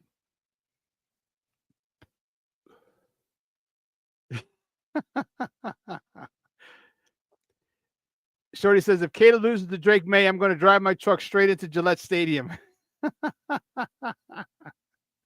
Damn, dog. So you're going to drive through Gillette Stadium, then you're going to get a new truck and then drive it into Lambeau? What are you going to do after that truck? You get a third truck? You must have some good insurance, dog. The General. You and Shaq get to Shaq's General, the General insurance?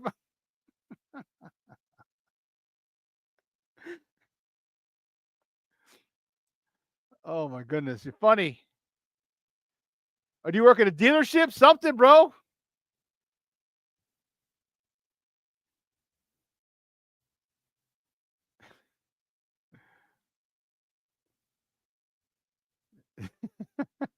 And King Booker World says, still got bail, Shorty. Still got your back.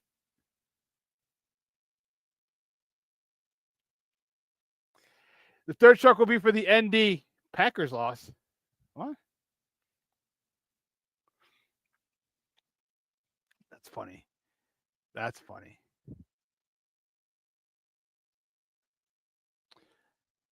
But see, that's what I'm talking about. This process. We don't want to wait for the process. And see, the issue with the process is it's okay. Most of us would be happy to wait. I'd said wait, but it gets frustrating. Because you sold us this bill of goods. You sold us something, and it's not what you said. Okay? I told you, I lost friends over this shit. People who thought they knew more football than me. I'm like, come on, bro. Like, see what they did. They traded Justin. They know. I'm like, just because they made that move doesn't mean it's the right move. You act like GMs don't get fired because they make stupid moves. Because he did the stupid thing that you wanted him to do. I still don't think that's the best move. And here's why. You know, you sit there. I'll tell you why I think it's the best.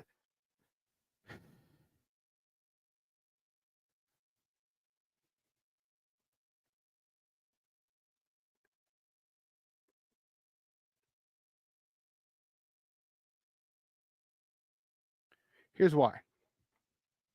You go and you get the haul. You would have got a couple firsts, a couple seconds. Okay. You only would have dropped to like 2 or 3 or 4, somewhere in there, maybe 5. Okay.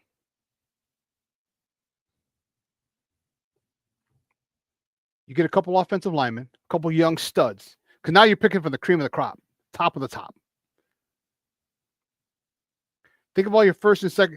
You probably get another first this year. You probably would have got 3 firsts and a couple of seconds for what everyone was for the hype for this guy. And we showed you the double trade back where you could have got traded 1 to 2 and 2 to 5 or 2 to 7. Man, imagine having 3 first-round picks. Let's just stick with 2. You can go get 2 offensive linemen, have some second rounders, or you get an offensive lineman and an edge rusher. Get the best offensive lineman you can and get the best edge rusher you can. And then the second round, get the best offensive lineman you can, get the best edge rusher you can. Then you can fill out everything else later. And then next year, when you have 2 first-round picks, get the best offensive lineman you can, get the best edge rusher or 3 tech if that's what you need. If you don't feel Gervon Dexter's doing the job. And you didn't have to pick up Justin Fields' 5th-year option. You could have negotiated a contract, and he wasn't going to be expensive. He wasn't going to be expensive.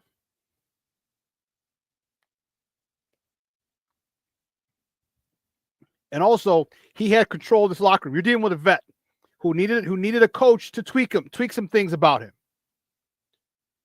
Shane Waldron has worked with vets. He's worked with Gino. He's worked with Russ.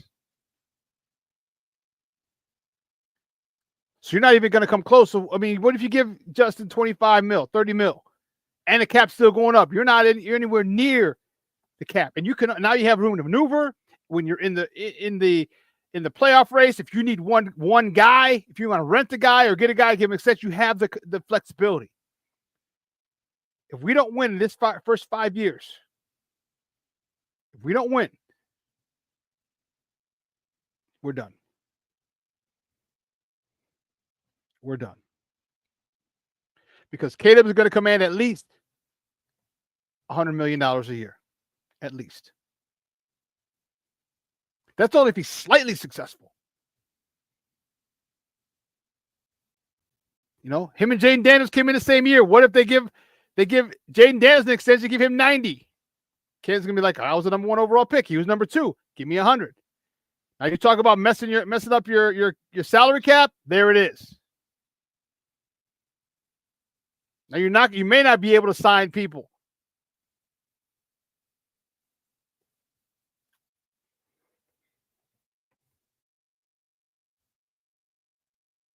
But we're here now.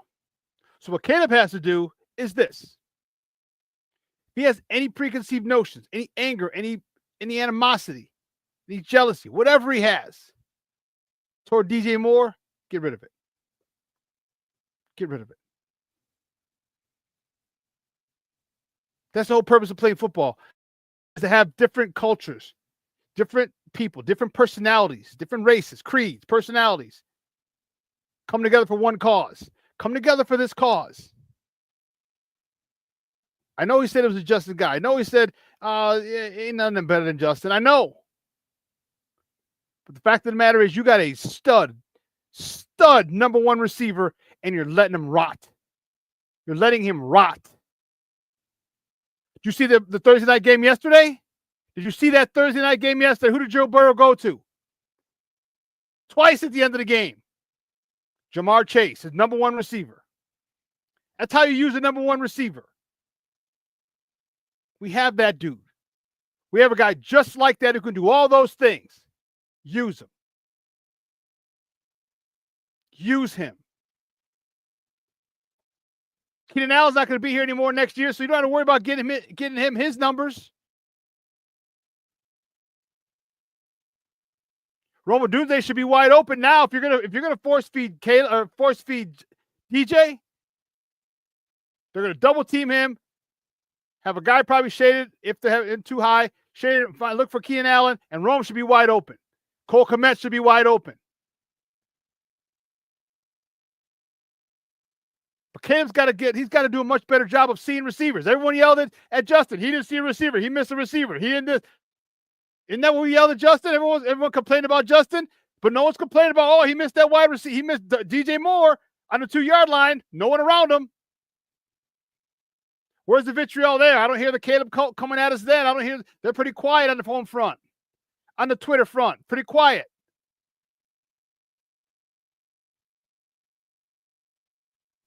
But this is what needs to be done. Can the Bears do it? I don't know. I hope so. I hope so.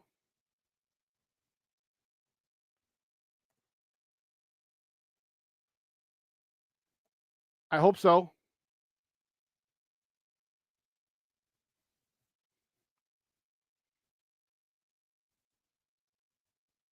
What's 3?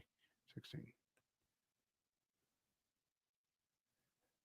Because this game is there for the taking. This game is there for the taking. You have a chance to get back right. You got a really good chance to get back right. I like it. I need as much confidence going into next week as we can have.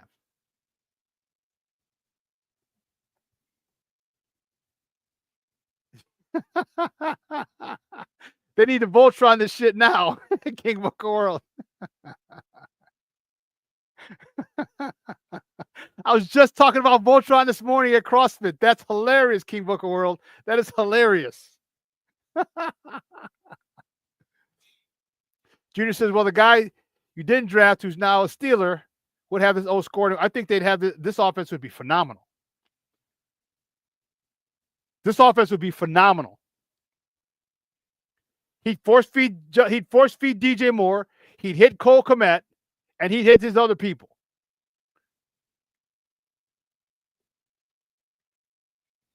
We know him and DJ Moore.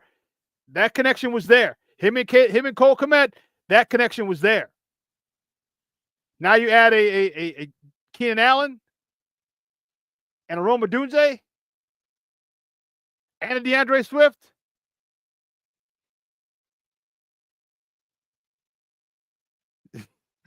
You're a fool. He said, I'm starting a movement. From now on, I'm wearing my Bears jersey backwards to protest my backward-ass team. No, they're going to say, are you doing that in memory of Criss Cross? That was in honor of Criss Cross.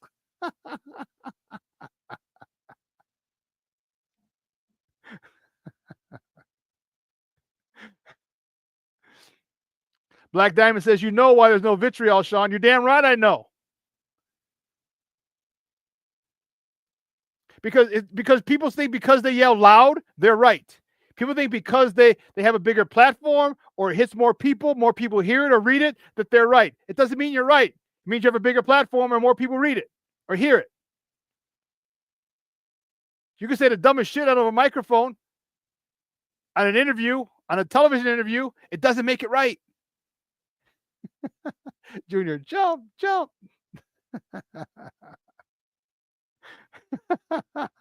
Shorty said, I wore my jersey backward last night on my show, and that's exactly what someone said, crisscross. King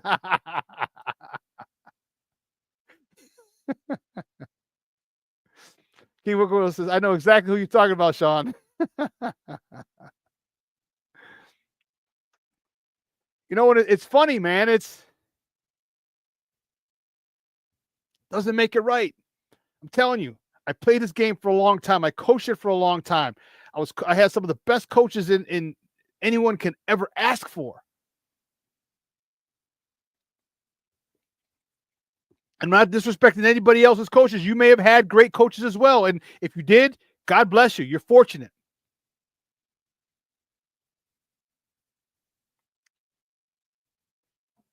But I'm able to see a lot of things, especially with players.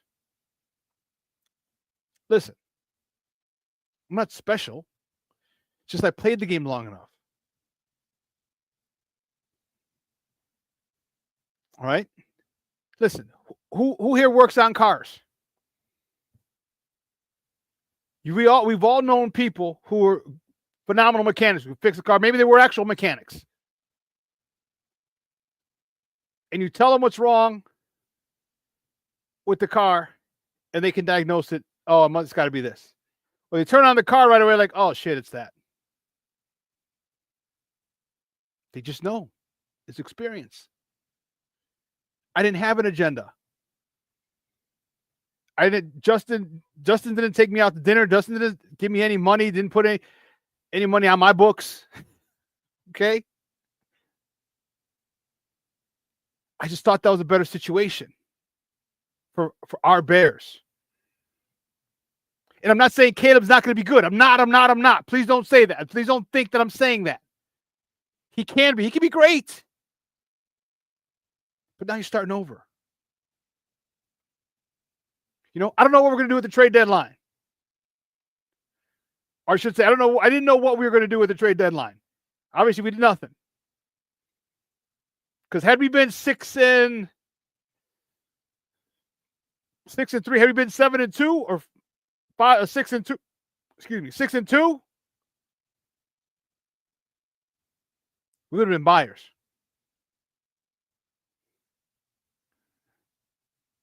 Junior says, we just saw the talent Justin has. Yeah, we did. Have we been 6-2? We're buyers.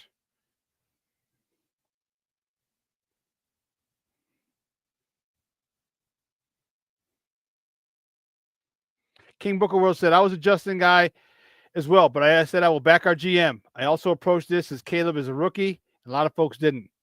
Right. I hear you. Remember we said let Poles cook? Well, apparently he forgot a couple of seasonings. Forgot to season a little bit. Forgot the main ingredient. That's the offensive line. I've lost a lot of faith in him as well. You drafted one offensive lineman in the first round, the first couple rounds, first 3 rounds, 4 rounds. Was Kiram Amageji? Is he a 4th rounder? No, that was Torrey Taylor, 4th rounder. So you picked Darnell Wright, and that's it. You didn't pick anybody else. Then you go draft a kid from Yale. The kid, that's in 1AA. You don't even play the best, anywhere near the best.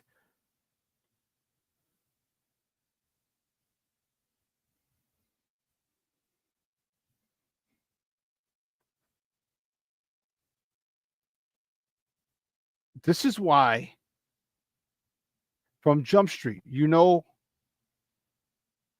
what I've been saying. You know why I think that certain people are doing well, other people are not. Coaching matters. Coaching matters. So where do we go from here? We got a team that's piss poor, and that might be an insult to piss poor teams, but sorry. All right, we got the Patriots coming to town who are just not good at all. No ifs, ands, or buts. What are you thinking, guys? What do you think? Do you think that there's enough talent here where they can just go out and beat them? Do you think that they were able to prepare properly for this team? Do you think all the drama has gotten in the way of their preparation and focus? What do you guys think? I told you what I think. I think that all this drama has gotten in the way of their preparation. That's why I'm concerned.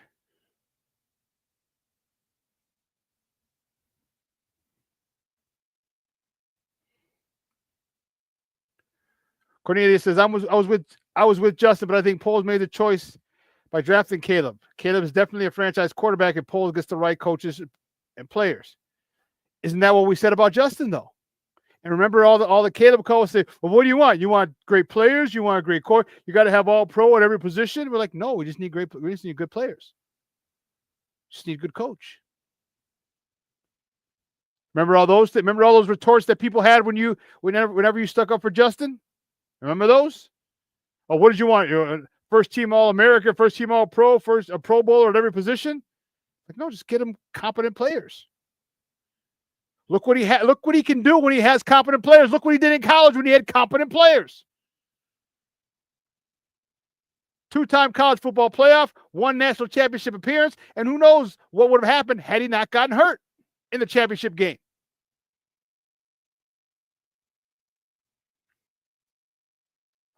So you see all the excuses. Everyone's using the same thing for Caleb, but when we tried to use him last year and the year before, no, they didn't hold water. But now it's like, oh, but listen.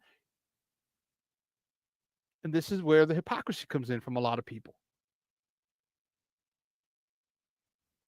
A lot of the Caleb cult. Now they're like, no, now we need you to be patient. Now we need you to do this. Now you need to do that. Now. They have the players, Cornelius. They have bullets. They just need a shotgun. Oh, they got the clip. They just need to put it in and shoot it. Because I don't understand how. All right. At USC, you didn't have this many weapons. At USC, you didn't have as many weapons, and you won a Heisman. You didn't have this many studs at your skill position at USC, and you won a Heisman there. Get the ball to Jordan Addison.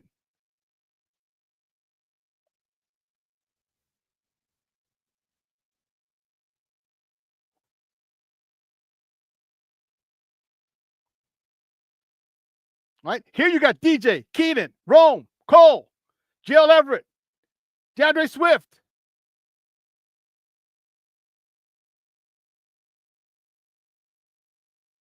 You have all these people. Everyone. That was the thing. Remember, he had a bad offensive line. He didn't have any receivers. Jordan Addison left. Okay, now you got all that. Where's the magic that we need to see? And I'll tell you what. Had Flus not lost that game for them, I might be a little different, because we saw Caleb do that. We saw Caleb take him down and not kick a field goal, score a touchdown. But he scored with 25 seconds left, and Washington came back.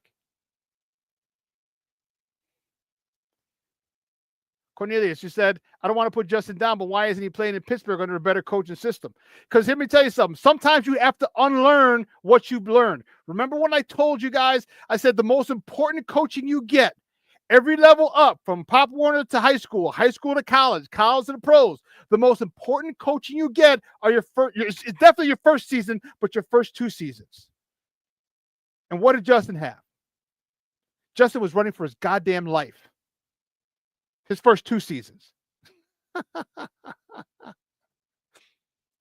But now, see, when Keenan Allen drops a pass, it was like, oh, damn it, Keenan. Damn it, Keenan. But when Equanimous St. Brown drops that, everyone's like, oh, no, that was Justin. Justin. Quarterbacks make wide receivers better. They're supposed to make them better. When EQ drops that, remember that in the Green Bay game? 4th down pass right through his hands, and he was beyond the sticks, would have been a first down, kept the chains moving. All of a sudden, now it's not an equal playing field. Now it's like, oh, come on, Keenan, you should have made that. So a lot of times you have to unlearn. PTSD is real. PTSD is real. He's in a better coach, better system. But listen, let me explain something. How do you think that they had in the circus? Why do you think that they used to have elephants shackled to a stick in the ground? Knowing damn well the elephant could be like, and go run through the crowd and kill people.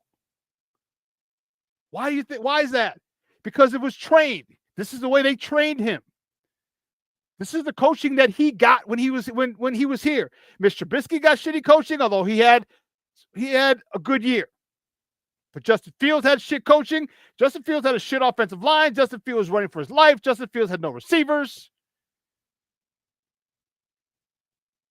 So you go to a new coach, new system. Yes, it's better, but now you still have to unlearn these things.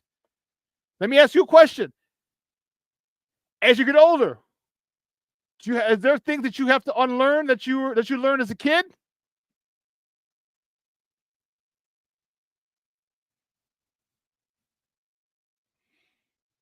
So that's why I'm saying that's why he's not playing.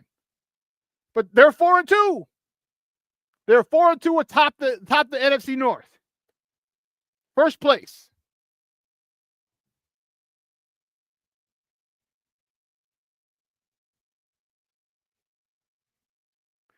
And you're right. They could be looking at that discount. You're damn right. Like, look, Justin, you didn't play very well. Guess what? You're only getting X amount of money. You could be our starter, but you be X amount of money.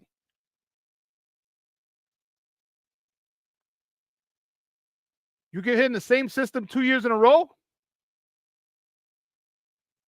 Man.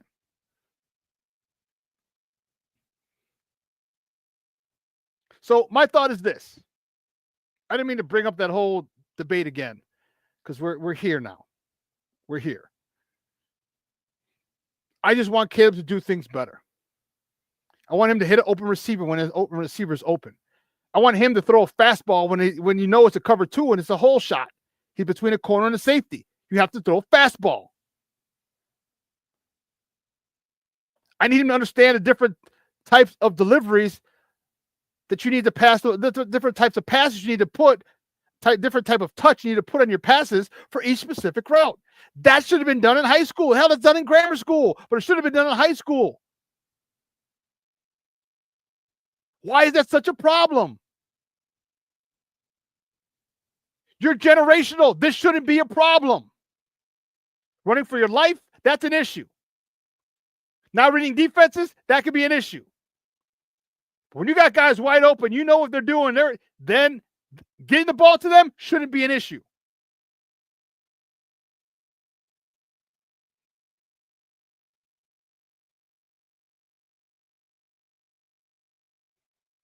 I need to see him do that. I need to see him do some special things. And we saw them, but they got overshadowed by the Hail Mary. And I'll tell you what, the Hail Mary might have screwed up our whole season.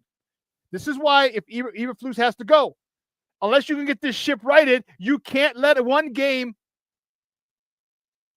be 2 losses or more.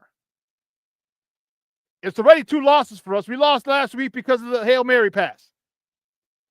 Asking all the questions that were still going on, asking, and no one cared about the Arizona Cardinals. Remember I said that? I'm like, is anyone even asking about the Arizona Cardinals? Are we still talking about the Hail Mary? Still talking about the Hail Mary. And what happened? They go in the desert.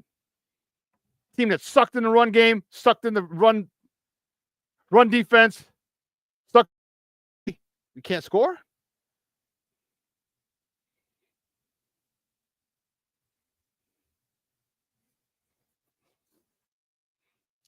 So I'm hoping that the proper respect, I don't think it was, but I'm hoping I'm wrong, that the proper respect was given to this teams in their preparation.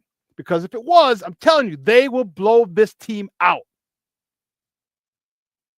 They will blow this team out. It'll be like the Panthers. It'll be like the Jaguars. And you got to, who are my leaders? I mean, hell, you meet all the goddamn time. You should have another meeting and say, look, let's put this shit behind us. Anytime we have a bad game, after Monday, which is film day, when we come back on Wednesday, we don't answer any questions about Sunday's game. We're going Belichick style. We're on to next week. We're on to Cincinnati. We're on to Houston. We're on to New York. We're on to Miami. And be adamant about it. It has to come from Flus. Has to come from Flus. This is how you get this team right. This is how you win this locker room back. Hey, listen, we had a shitty game. We'll talk about it on Monday. We got film. A couple of us meeting the press. When we come back from our day off on Tuesday and Wednesday, we're done. We're looking forward. End of story. That's the whole purpose of the 24-hour rule, isn't it? When that 24 hours is up, it's over. That game is over. We're moving on. But you didn't do that, Flus. And the media kept you. And the media can't, listen, the media can ask any question they want. You don't have to answer any question you don't want. You can pull the Belichick. We're on to next week. No more questions. I'm not answering any questions about that. And have your team do the same.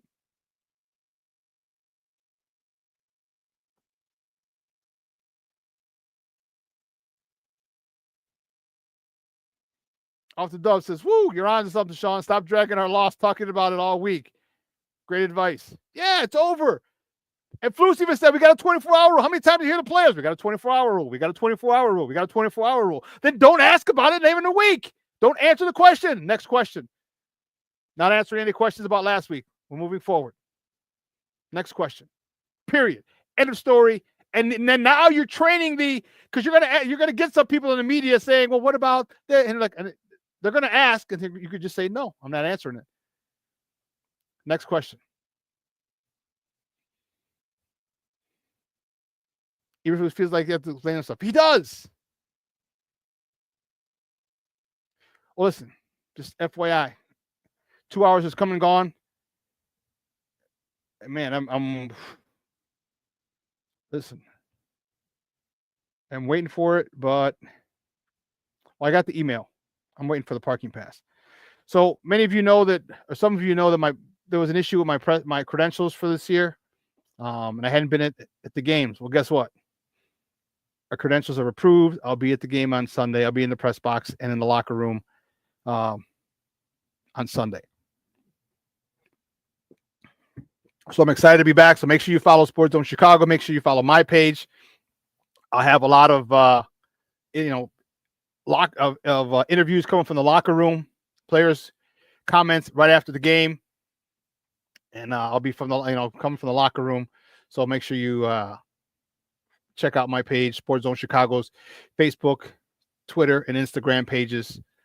All right, and so I'll be back. I'm back, baby, and that's your boy back in the press box.